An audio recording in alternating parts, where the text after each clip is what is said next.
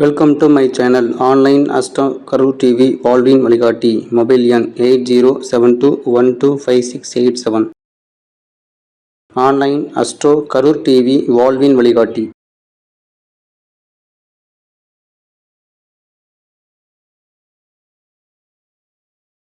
அடுத்து நம் மேடையை அலங்கரிக்க குபேர கலச அறக்கட்டளின் செயலாளர் திருப்பூரை சேர்ந்த எஸ் குமார் ஐயா அவர்களை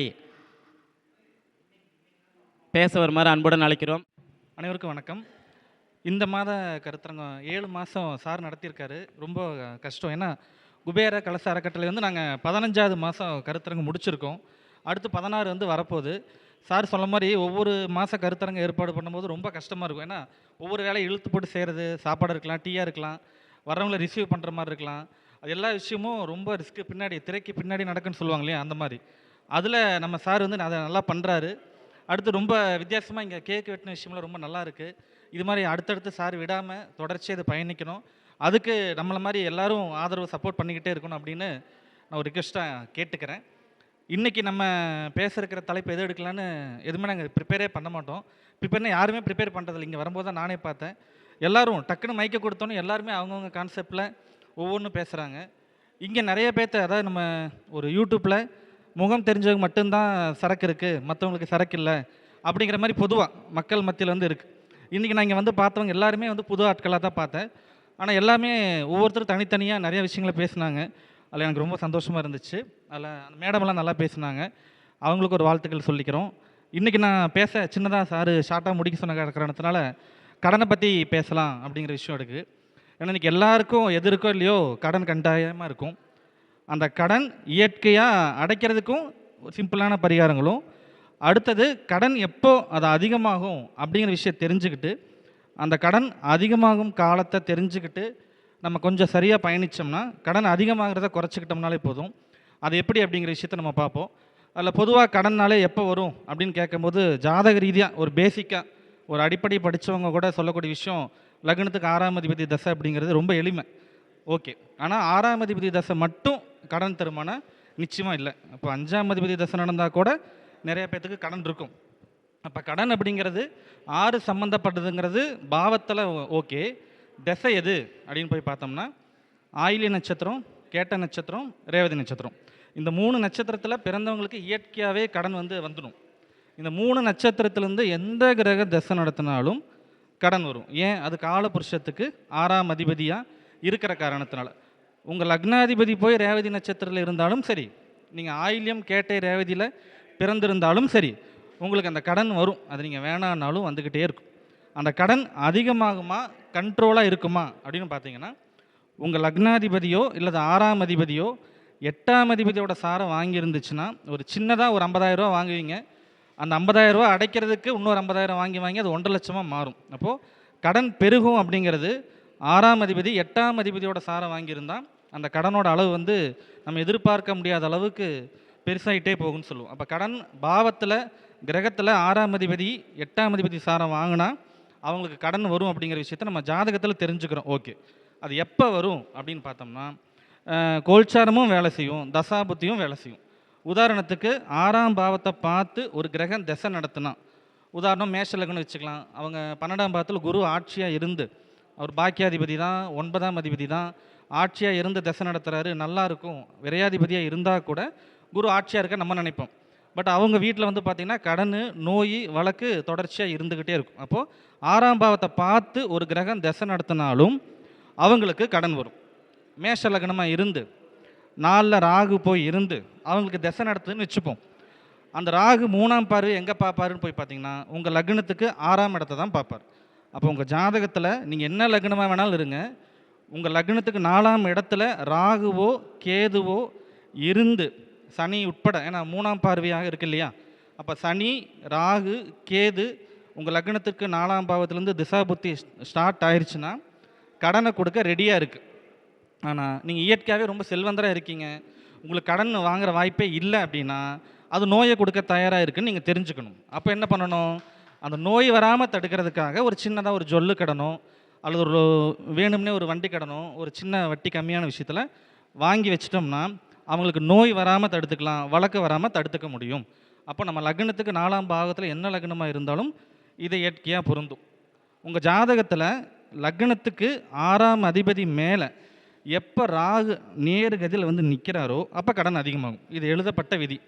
உதாரணத்துக்கு நீங்கள் என்ன லக்னமாக வேணாலும் இருக்கலாம். உங்கள் லக்னத்துக்கு அதிபதி 6ஆம் அதிபதி, விருச்சிக லக்னம் எடுத்துப்போம்.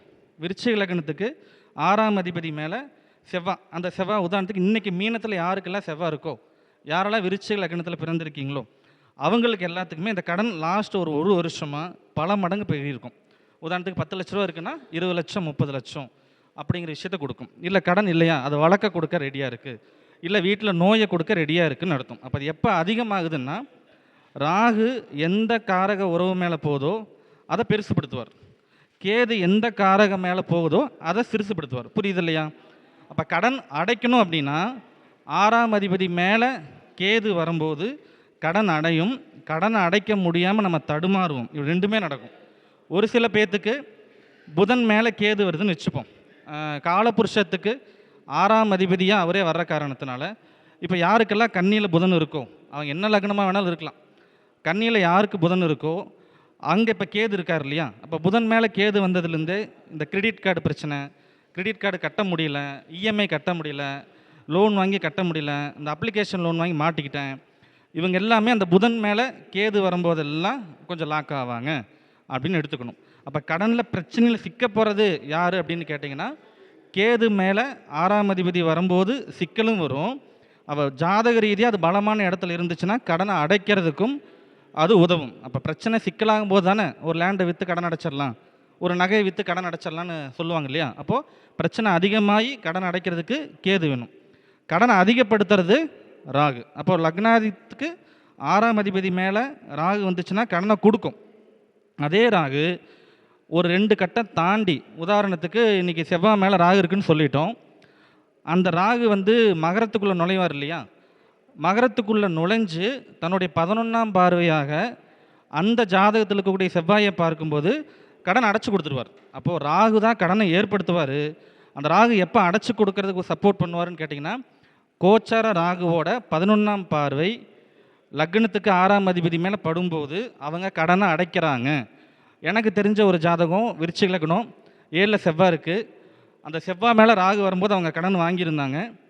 இன்றைக்கி ராகு வந்து அவங்களுக்கு மீனத்தில் போயிட்டுருக்கு இல்லையா, கோச்சாரத்தில், அவங்க கடனை அடைக்கிறாங்க, சொல்ல திருப்புறாங்கன்னு அர்த்தம். அப்போ கடனை கொடுக்கறதும் ராகு தான், அந்த கடன்லேருந்து ரிலீஃப் பண்ணுறதும் ராகு தான் அப்படிங்கிற விஷயத்தை எடுத்துக்கிறேன். இப்போ கடன் வாங்கக்கூடாத நாள் அப்படின்னா, இப்போ நிறைய பேர் யூடியூப் பார்த்துட்ருப்பீங்க, நட்சத்திரம் சொன்னால் ஒவ்வொரு ஜாதகம் ஒவ்வொரு மாதிரியாக இருக்கும். அது தனிநபராக ஜாதகம் பார்க்கும்போது தான் புரியும். ஆனால் ஜென்ரலாக நான் எந்த நாள் வாங்கக்கூடாது அப்படின்னா, நீங்கள் என்ன கிழமை பிறந்திருக்கீங்களோ அந்த கிழமைக்கு 6வது நாளில் கடன் வாங்கிடாதீங்க, அது அதிகப்படுத்தும்னு அர்த்தம். இப்போ நீங்கள் வெள்ளிக்கிழமை பிறந்திருக்கீங்க அப்படின்னா, வெள்ளி சனி ஞாயிறு திங்கள் செவ்வாய் புதன், புதன்கிழமை அன்னைக்கு நீங்கள் கடன் வாங்கினீங்கன்னா அதிகமாகிட்டே இருக்கும். அப்போ வெள்ளிக்கிழமை பிறந்தவங்க புதன்கிழமை அன்னைக்கு நகை அடகு வைக்கிறதோ இல்லை கடன் லோன் போடுறதோ தவிர்த்துக்கணும். இந்த மாதிரி ஒரு எக்ஸாம்பிளுக்கு சொல்கிறேன். அப்போ நீங்கள் என்ன கிழமை பிறந்திருக்கீங்களோ அந்த கிழமைக்கு 6வது நாளை பயன்படுத்துகிறத குறைச்சிக்கணும். அது மருத்துவம் பார்க்குறக்காக இருந்தாலும் சரி, ஒரு சும்மா ஸ்கேன் பண்ண போகிறேன் அப்படின்னா இருந்தாலும் சரி, கடன் வாங்குற மாதிரியாக இருந்தாலும் சரி, குறைச்சிக்கணும். இல்லை சார் கடன் அடைக்கிறதுக்கு அதாவது நட்சத்திரம் இருக்கா சார் அப்படின்னா, சிம்பிளாக இருக்குது, ஒன்றுமே இல்லை. 6 தோற்கடிக்கணும்னா 5 தான் தோற்கடிக்கும். அப்போது எளிமையாக புரிஞ்சுக்கிற விஷயம் என்னன்னா, உங்கள் லக்னத்துக்கு 5ஆம் அதிபதி யாரோ அந்த 5ஆம் அதிபதியோட நட்சத்திரத்தில் நீங்கள் கடன் அடைச்சி பாருங்கள், கடன் கட்டாயம் இடைப்படும். உதாரணத்துக்கு நீங்கள் ரிஷப லக்னமாக இருக்கீங்கன்னு வச்சுப்போம். ரிஷப லக்னத்துக்கு 6ஆம் அதிபதி யார் அப்படின்னு போய் கேட்டிங்கன்னா சுக்கிரன், 5ஆம் அதிபதி யார் அப்படின்னு போய் கேட்டிங்கன்னா கன்னிக்குரிய புதன். அப்போ ரிஷப லக்னக்காரங்க யாராக வேணாலும் இருங்க, ஆயில்யம், கேட்டை, ரேவதி, இந்த நட்சத்திரம் வர அன்னைக்கு நீங்கள் போய் ஒரு கடனில் ஒரு தொகுதி நீங்கள் போய் அடைச்சிங்கன்னா கடன் அடைபடும். அப்போ 5ஆம் இடத்தை நீங்கள் பிடிச்சோம்னா கடன் அடைக்கிறதுக்கான ஒரு சூட்சமமாக இருக்கும் அப்படிங்கிற விஷயத்த தெரிஞ்சுக்கலாம். அடுத்தது எந்த கடன் வாங்கக்கூடாதுன்னு சொல்லிட்டோம். கடனில் நிறைய விதம் இருக்குது. நகை கடன் இருக்குது, அடுத்து அப்ளிகேஷன் கடன் இருக்குது, டாக்குமெண்ட் கடன் இருக்குது. இல்லை எந்தெந்த கடனுங்கிறது அவங்கவுங்க ஜாதக ரீதியாக இருக்கும். அடுத்தது 6ஆம் அதிபதி எங்கே இருக்காரோ அது நெருப்பா நிலமா காற்றா நீரான்னு தெரிஞ்சுக்கிட்டு அந்த கோயிலுக்கு நீங்கள் போயிட்டு வந்தீங்கன்னா அந்த கடனோட தாக்கத்தையும் நோயோட தாக்கத்தையும் குறைக்க முடியும். உதாரணம், 6ஆம் அதிபதி வந்து நீர் வீட்டில் இருக்காருன்னு வச்சுப்போம். கடகமாக இருக்கலாம், விருச்சிகமாக இருக்கலாம், மீனமாக இருக்கலாம். அவங்க என்ன கிரகமாக இருந்தாலும் சரி, அபிஷேகம் பண்ணுறது, ஆற்றோரமாக இருக்கக்கூடிய கோவிலுக்கு போயிட்டு வர்றது, கடலோர மாவட்டம் இருக்கிற கோயிலுக்கு போயிட்டு வர்றது, திருச்செந்தூர் போயிட்டு வர்றது, ராமேஸ்வரம் போயிட்டு வர்றது, அவங்க சிவகோத்திரமாக இருந்தால் சிவனை கும்பிடுங்க, பெருமாள் கோத்திரமாக இருந்தால் பெருமாளை கும்பிடுங்க. இவ்வளோதான் விஷயம். அப்போது என்ன 6ஆம் அதிபதி எங்கே இருக்காரோ அதை சார்ந்த கால புருஷத்துக்கு அடிப்படையில் நம்ம வழிபடலாம்.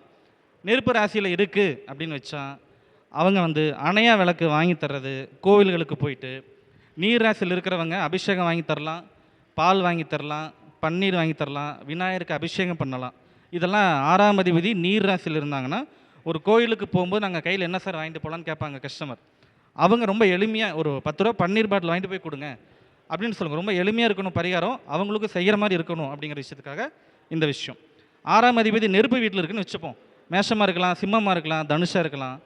அவங்க வந்து பார்த்திங்கன்னா உங்களுக்கு டீப்டி வாங்கி கொடுக்கறது, அணையா விளக்கு வாங்கி கொடுக்கறது, கோயிலுக்கு வந்து பார்த்திங்கன்னா கற்பூரம் வாங்கி கொடுக்கறது, தீபம் ஏற்றுறது, இதெல்லாம் அவங்க பண்ண நிச்சயமாக அந்த தாக்கங்கள் வந்து குறையும் அப்படிங்கிற விஷயத்தையும் எடுத்துக்கலாம்.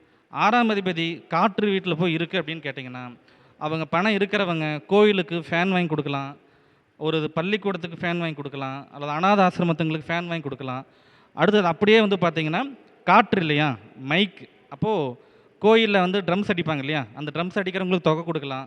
நாதஸ்வரம் வாசிக்கிறவங்களோ அல்லது மிருதங்கம் வாசிக்கிறவங்களுக்கோ ஒரு தொகை கொடுக்கலாம். அல்லது அந்த கோயிலுக்கு வந்து நம்ம வாங்கி கொடுத்து மைக் செட்டு வாங்கி கொடுத்தோம்னாலும், அந்த ஒலிபெருக்கி வாங்கி கொடுத்தோம்னாலும், இந்த காற்று வீட்டில் இருக்கிறவங்க, உதாரணமாக மிதுன ராசியாக இருக்கலாம், அவங்க இயற்கையாகவே மிதுன ராசி காற்று வீடு, துலா ராசி காற்று வீடு, கும்பராசி காற்று வீடு, இவங்க இதை வாங்கி கொடுத்தாங்கன்னா வளர்ச்சிக்கு வந்து நல்ல அமைப்பில் வந்து கொடுக்கும்.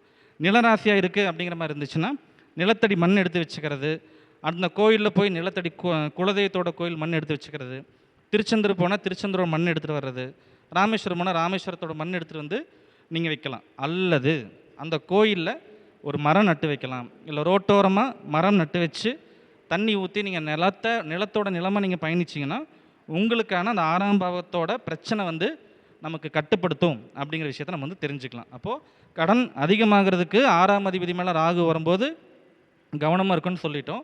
இப்போ யார் ஜாதகத்தில் 6ஆம் அதிபதி மேலே ராகு வரப்போகிறாரு அப்படின்னா, இப்போ கும்பத்துக்கு அடுத்து ராகு வரப்போகிறாரு. அப்போ உங்கள் ஜாதகத்தில் 6ஆம் அதிபதி கும்பத்தில் இருந்து வந்தாருன்னா நீங்கள் முன்கூட்டியே அதுக்கு தயாராகி அதுக்கான விஷயத்தில் நம்ம பயணித்தோம்னா நம்ம அதுலேருந்து வெளியே வரலாம் அப்படிங்கிற விஷயத்தையும் தெரிஞ்சுக்க சொல்ல ட்ரை பண்ணுறேன். அடுத்தது இதே மாதிரி நம்ம அடுத்தடுத்த டைம் பேச நிறைய பேர் வெயிட் பண்ணிகிட்டு இருக்காங்க அப்படிங்கிற காரணத்தினால மீண்டும் அடுத்த முறை இன்னொரு தலைப்பில் நான் பேசுகிறேன்னு வச்சுக்கிறேன். நன்றி, வணக்கம். செல் நம்பர் பார்த்தீங்கன்னா 9787779954 இந்த நம்பருக்கு கால் பண்ணலாம். திருப்பூரிலிருந்து குமார். நன்றி, வணக்கம்.